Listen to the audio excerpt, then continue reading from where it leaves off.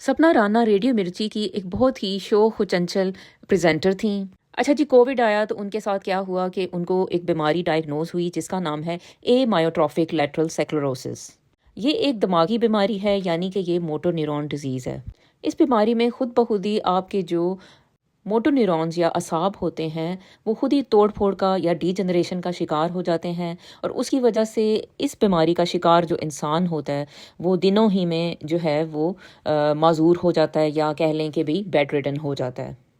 लेकिन ये बीमारी जो है इसका आगाज़ जो है वो आहिस्ता आहिस्ता होता है, यानी कि हो सकता है कि ऐसा जो बंदा है जिसको ये बीमारी होने वाली है तो उसको पहले लगे कि उसका एक हाथ जो है वो उसमें वीकनेस आ रही है, या एक टांग में जो है वो उसको कमज़ोरी महसूस हो रही है, और उसके अलावा जो है वो जैसे अगर कोई चीज़ वो उठाता है तो उसके हाथ से चीज़ें जो है वो गिरना शुरू हो जाती हैं। अच्छा जी, फिर उसको जो है मसल्स के क्रैम्प्स पड़ने लगते हैं।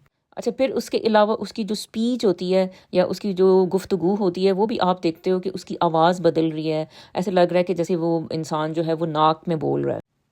अच्छा जी, बात करते करते जो है वो उसकी स्पीच जो होती है या जो गुफ्तगू होती है या कह लें कि भाई जो अदायगी होती है उसमें एक लड़खड़ाहट जो है ना आपको नज़र आने लगती है। कभी कभी तो ये लगता है कि शायद ऐसे बंदे को स्ट्रोक तो नहीं होने वाला, लेकिन स्ट्रोक नहीं होता। लेकिन ये है कि भाई ये एक और बीमारी की निशानदेही होती है। इसका प्रॉब्लम भी ये है इस बीमारी का कि ये जल्दी से जो है ये डायग्नोज नहीं होती, और जब बहुत ज़्यादा जो है वो तोड़ फोड़ आपके दिमाग में हो जाती है उसके बाद कहीं जाके जो है इसका जो है पता चलता है या इसका जो है डायग्नोसिस दिया जाता है। अगर शायद शुरू में इस बीमारी को पकड़ लिया जाए तो शायद इतनी मुश्किलात का जो है वो सामना ना करना पड़े।